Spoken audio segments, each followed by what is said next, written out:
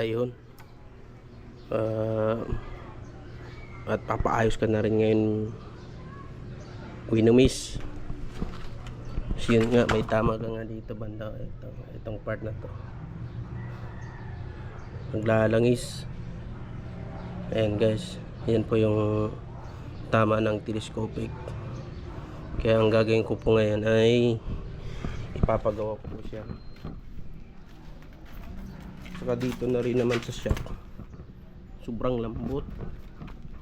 Kaya mangyari, papalitan din natin ngayon para magiging goods na po yung takbo ng motor natin. Kasi kawawa eh, mukhang kailangan talaga ng full relocation. Tayo na nga, alis na tayo.